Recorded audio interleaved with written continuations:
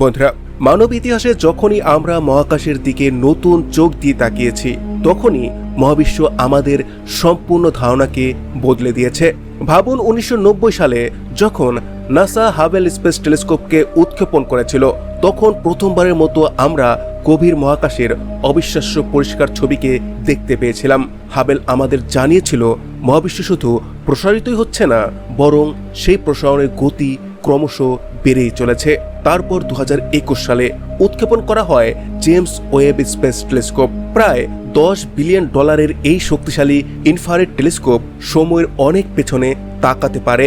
এটি বিগ ব্যাংয়ের মাত্র কয়েক মিলিয়ন বছর পর গঠিত প্রথম গ্যালাক্সি ও নক্ষত্রগুলোকেও পর্যবেক্ষণ করতে সক্ষম। কিন্তু জানেন কি, নাসা এইবার আরও একটি ফ্ল্যাগশিপ মহাকাশ পর্যবেক্ষণ কেন্দ্র উৎক্ষেপণের প্রস্তুতি নিচ্ছে, যা হাবেল এবং জেমস ওয়েব দুটিরই কাজ করার ধরনকে নতুন একটি মাত্রা দেবে। এটি এমন একটি টেলিস্কোপ যা গবেষণার অন্যতম বড় রহস্য সমাধানের লক্ষ্য নিয়ে তৈরি করা হয়েছে, আর এর নাম হচ্ছে Nancy grace Roman space telescope.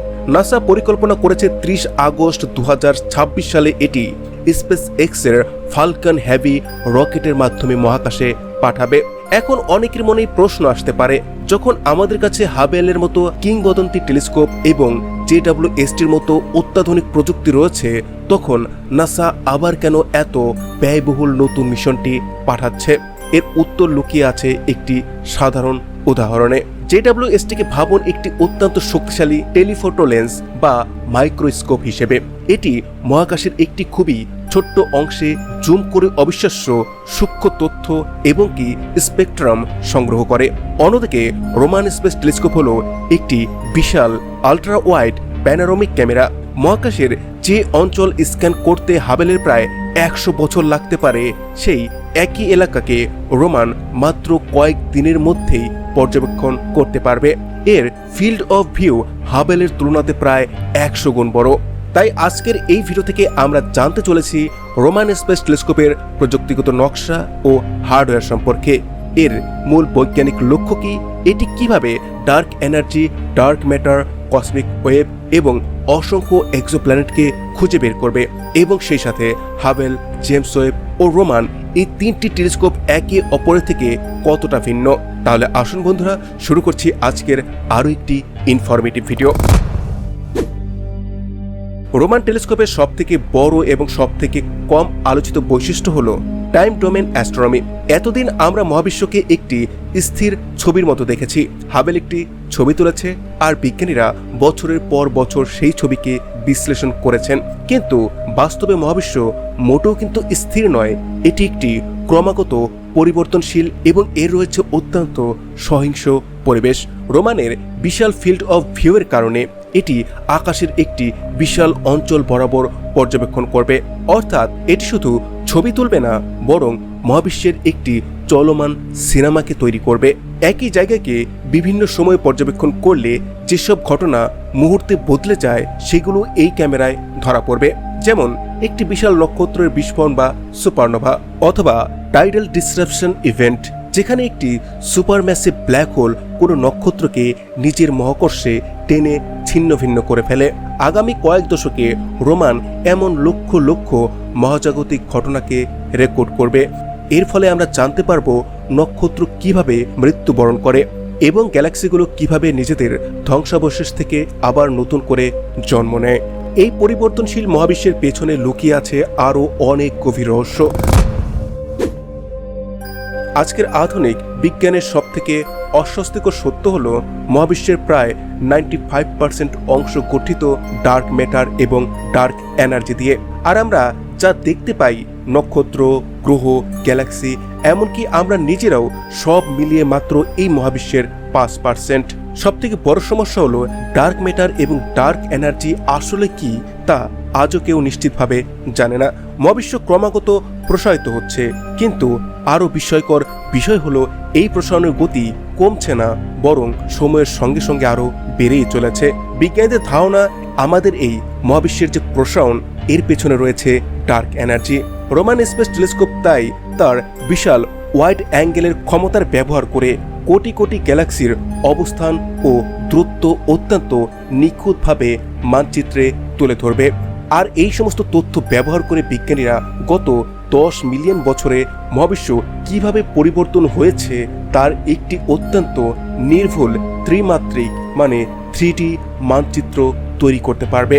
এই মানচিত্র জানিয়ে দেবে ডার্ক এনার্জি গত 10 বিলিয়ন বছরে কি গতিতে মহাবিশ্বকে প্রসারিত করেছে।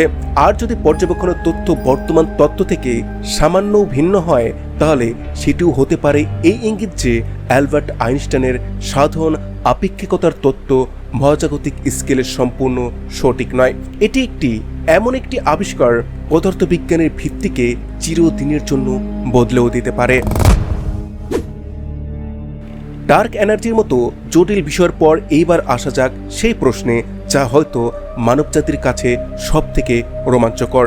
আমরা কি এই মহাবিশ্বে একা? যখনই এলিয়েন বা বাসযোগ্য গ্রহের কথা ওঠে তখনই আমাদের নজরে আসে ট্র্যাপিস্ট 1-এর মতো নক্ষত্রমণ্ডলগুলো। সেখানে পৃথিবীর মতো পাথুরে গ্রহ রয়েছে যেগুলো তাদের নক্ষত্রের বাসযোগ্য অঞ্চলে প্রদক্ষিণও করছে, অর্থাৎ সেখানে তরল অবস্থায় জল থাকার সম্ভাবনা রয়েছে। সম্প্রতি JWST একটি দূরবর্তী গ্রহের বায়ুমণ্ডলে ডাইমিথাইল সালফাইড এর সম্ভাব্য উপস্থিতির ইঙ্গিত দিয়েছে। এই গ্যাস পৃথিবীতে মূলত জীবন্ত অণুজীবী তৈরি করে, ফলে অ্যাস্ট্রোবায়োলজির জগতে এটি কিন্তু ব্যাপক আলোড়ন সৃষ্টি করেছে। কিন্তু একটি বড় সীমাবদ্ধতাও রয়েছে। JWST নিজে থেকে আকাশে নতুন গ্রহ খুঁজে বের করতে পারে না, তাকে আগে থেকে জানাতে হয় কোন নির্দিষ্ট স্থানে তাকে তাকাতে হবে। সেখানে রোমান স্পেস টেলিস্কোপ হবে তার সবথেকে গুরুত্বপূর্ণ সহযোগী। রোমান টেলিস্কোপের মাইক্রো লেন্সিং প্রযুক্তি ব্যবহার করে হাজার হাজার নতুন এক্সোপ্ল্যানেটকে আবিষ্কার করবে। যখন একটি নক্ষত্র আরেকটি দূরবর্তী নক্ষত্রের সামনে দিয়ে যায় তখন তার মহাকর্ষ একটি প্রাকৃতিক লেন্সের মতো কাজ করে। যদি সেই নক্ষত্রের চারপাশে কোনো গ্রহ থাকে তাহলে আলোর মধ্যে ক্ষুদ্র একটি স্পষ্ট পরিবর্তনকে দেখতে পাওয়া যায়। এই পদ্ধতিতে রোমান শুধু হাজার হাজার নতুন গ্রহই নয় বরং রোগ প্ল্যানেটও খুঁজে বের করবে। রোগ প্ল্যানেট হলো এমন একাকী গ্রহ যেগুলো কোনো নক্ষত্রকে প্রদক্ষিণ করছে না, তাই ওই সমস্ত গ্রহগুলো হিমশীতল গভীর মহাকাশে একা একাই ঘুরে বেড়ায়। রোমান এমন একটি বিশাল গ্রহের তালিকা তৈরি করবে যেগুলোকে ভবিষ্যতে JWST এবং অন্যান্য টেলিস্কোপ অত্যন্ত সূক্ষ্মভাবে বিশ্লেষণ করতে পারবে। এছাড়াও বন্ধুরা, আমরা যেমনটা জানি আমাদের মিল্কি ওয়ে গ্যালাক্সির কেন্দ্র ধুলোবালি এবং গ্যাসের ঘন মেঘে ঢাকা।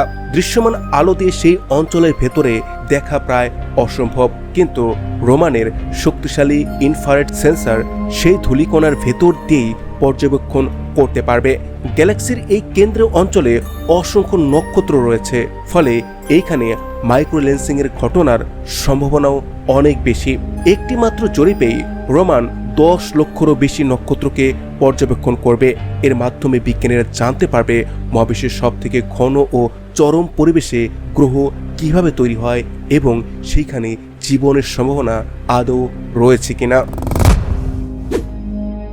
এই বিশাল বিজ্ঞানিক চ্যালেঞ্জ মোকাবেলার জন্য নাসা রোমান স্পেস টেলিস্কোপে এমন সব প্রযুক্তির ব্যবহার করেছে যা আধুনিক মহাকাশ প্রকৌশলের সর্বোচ্চ সীমাকে আরও এগিয়ে নিয়ে গিয়েছে। হোয়াইট ফিল্ড ইনস্ট্রুমেন্ট এই যন্ত্রটিকে রোমান স্পেস টেলিস্কোপের আপনি হৃদয় বলতে পারেন। এটি অত্যন্ত বড় এলাকা জুড়ে একসঙ্গে উচ্চ রেজলিউশনের ছবি তুলতে পারে এবং কোটি কোটি গ্যালাক্সি, নক্ষত্র ও এক্সোপ্ল্যানেটের তথ্য সংগ্রহ করতে পারে। WFI বা হোয়াইট ফিল্ড ইনস্ট্রুমেন্ট হলো একটি 300 মেগাপিক্সেলের অত্যন্ত সংবেদনশীল ইনফ্রারেড ক্যামেরা। এর দৃষ্টিক্ষেত্র হাবেল স্পেস টেলিস্কোপের তুলনাতে 100 গুণেরও বেশি বড়। সহজ করে বললে, যে আকাশের একটি অঞ্চলকে কভার করতে হাবেলকে 100টি আলাদা আলাদা ছবি তুলে পরে জোড়া লাগাতে হতো, রোমান সেই একই অঞ্চল মাত্র একটি ছবিতেই ধারণ করতে পারবে। আর এই বিশাল দৃষ্টিক্ষেত্রের কারণেই এটি হাবেলের তুলনায় হাজার গুণ দ্রুত মহাকাশে জরিপ করতে সক্ষম হবে। রোমান কোর্নোগ্রাফ ইনস্ট্রুমেন্ট অন্য নক্ষত্রের চারপাশে ঘুরে বেড়ানো বড় এক্সোপ্ল্যানেটের সরাসরি ছবি তোলা সবসময় সবথেকে কঠিন কাজগুলোর একটি, কারণ নক্ষত্রের আলো এতটাই উজ্জ্বল যে তার পাশে থাকা গ্রহের ক্ষীণ আলো সম্পূর্ণ ঢেকে যায়। এই সমস্যা সমাধানের জন্য তৈরি করা হয়েছে করোনাগ্রাফ ইনস্ট্রুমেন্ট। এটি নক্ষত্রের আলোকে স্বাভাবিকভাবে আটকে দেয়, যেন আমরা তীব্র রোদে তাকানোর সময় চোখের সামনে হাত রাখি। ঠিক তেমনি করোনাগ্রাফ টেলিস্কোপের ভেতরে সেই কাজ করবে। ফলে নক্ষত্রের ঝলকানি কমে গেলে পৃথিবীর মতো ছোট বা বৃহস্পতি আকারের গ্রহগুলোকেও সরাসরি দেখা যাবে এবং তাদের বৈশিষ্ট্যকে বিশ্লেষণ করা সম্ভব হবে। যখন আপনি আকাশের এত বড় অংশের এত উচ্চ রেজলিউশনের ছবি তুলবেন, তখন জন্ম নেবে একটি তথ্য, আর সেটা হচ্ছে ডেটা। রোমান টেলিস্কোপ তার প্রথম 5 বছরের মিশনে 20 পেটাবাইট ডেটাকে পৃথিবীতে পাঠাবে। তুলনা করলে হাবেল তার পুরো 30 বছরের কর্মজীবনে যত ডেটা সংগ্রহ করেছে তার থেকেও বেশি। এই ডেটার সুনামি মানুষের পক্ষে হাতে বসে বিশ্লেষণ করা প্রায় অসম্ভব। তাই বিজ্ঞানীরা এআই এবং মেশিন লার্নিং অ্যালগরিদমকে প্রশিক্ষণ দিচ্ছে। এই উন্নত নিউরাল নেটওয়ার্কগুলো কয়েক সেকেন্ডের মধ্যেই বিশাল ডেটা সেন্টারকে বিশ্লেষণ করবে, গুরুত্বপূর্ণ মাইক্রোলেন্সিং ইভেন্ট চিহ্নিত করবে এবং এমন মহাজাগতিক অস্বাভাবিকতাকে খুঁজে বের করবে যা মানুষের চোখ এড়িয়ে যেতে পারে। সত্যি বলতে রোমান হতে যাচ্ছে মহাকাশ বিজ্ঞানের প্রথম সত্যিকারের এআই সমন্বিত বিগ ডেটা মেশিন। অনেকে ভাবতে পারেন নতুন এই টেলিস্কোপ কি হাবেল বা জেমস ওয়েবকে অপ্রয়োজনীয় করে দেবে। তো বন্ধুরা, এটা একদমই নয়, বরং এরা 3 জনে মিলে একটি বিশাল বৈজ্ঞানিক দল গঠন করবে। JWST হলো অত্যন্ত নিখুঁত স্নাইপার রাইফেলের মতো, যা নির্দিষ্ট একটি গ্রহের বায়ুমণ্ডলকেও গভীরভাবে বিশ্লেষণ করতে সক্ষম। অপরদিকে রোমান হলো একটি আল্ট্রা ওয়াইড স্ক্যানিং ড্রোন, যা একসাথে বিশাল আকাশকে পর্যবেক্ষণ করবে। এখানেই শেষ নয়, রোমানের আরও গুরুত্বপূর্ণ সঙ্গী হবে পৃথিবীতে নির্মিত ভেরা সি রুবিন অবজারভেটরি, যা চিলির আন্দিস পর্বতমালায় অবস্থিত। রুবিন অবজারভেটরি দৃশ্যমান আলোতে পুরো আকাশকে স্ক্যান করবে, আর রোমান মহাকাশ থেকে ইনফ্রারেডে একই আকাশকে দেখবে। যখন এই 2 পর্যবেক্ষণ কেন্দ্রের ডেটা একত্রিত হবে, তখন বিজ্ঞানীদের হাতে থাকবে মহাবিশ্বের একটি বহু তরঙ্গ দৈর্ঘ্যের বা মাল্টি ওয়েভলেন্থের ত্রিমাত্রিক চলমান চলচ্চিত্র, যা মানবজাতি আগে কখনো দেখেনি। সমস্ত প্রকার প্রস্তুতি শেষ। নাসার রোমান স্পেস টেলিস্কোপ উৎক্ষেপণের জন্য নির্ধারণ করা হয়েছে 30 আগস্ট 2026। এটি ফ্লোরিডার ক্যানেডি স্পেস সেন্টার থেকে স্পেস এক্সের ফালকন হেভি রকেটের মাধ্যমে মহাকাশে যাবে। পৃথিবীর কাছাকাছি কক্ষপথে না থেকে রোমান প্রায় 15 লক্ষ কিলোমিটার দূরে যাত্রা করবে। এর গন্তব্য হবে লেগ্রেস পয়েন্ট 2। মজার বিষয় হলো L2 এখন এক ধরনের বিশেষ ক্লাব। সেখানে ইতিমধ্যেই JWST এবং ESA এর ইউক্লিড টেলিস্কোপ কাজ করছে। তাই নাসাকে রোমানের কক্ষপথ এমনভাবে পরিকল্পনা করতে হবে যেন এই সব টেলিস্কোপ একসাথে নিরাপদে কাজ করতে পারে এবং যেন কোনো প্রকার ডেটা আদান প্রদানে বিঘ্ন না হয়। L2 অঞ্চলে অত্যন্ত নিম্ন তাপমাত্রা থাকে, যা রোমানের ইনফ্রারেড সেন্সরকে ঠান্ডা রাখবে এবং দ্রুততম মহাজাগতিক সংকেত তাপীয় শব্দ ছাড়াই সংগ্রহ করতে সাহায্য করবে। ডার্ক এনার্জি ও নতুন গ্রহের সন্ধানের পাশাপাশি রোমান আমাদের নিয়ে যাবে মহাবিশ্বের একেবারে শুরুর যুগে। বিগ ব্যাং এর পর একটি দীর্ঘ সময় ছিল যখন কোনো নক্ষত্রই ছিল না, চারিদিকে শুধু ঘন হাইড্রোজেন গ্যাস ছড়িয়েছিল। এই সময়কে বলা হয় কসমিক ডার্ক এজ। তারপর প্রথম নক্ষত্র জ্বলে উঠল, আর তাদের আলো ধীরে ধীরে সেই অন্ধকার ভেদ করে মহাকাশকে আলোকিত করল। এই যুগকেই বলা হয় কসমিক ডাউন। JWST ইতিমধ্যেই এই সময়ের কিছু অত্যন্ত প্রাচীন গ্যালাক্সির সন্ধান দিয়েছে, কিন্তু এটি একবারে মাত্র 1 থেকে 2টি গ্যালাক্সিকেই গভীরভাবে দেখতে পারে।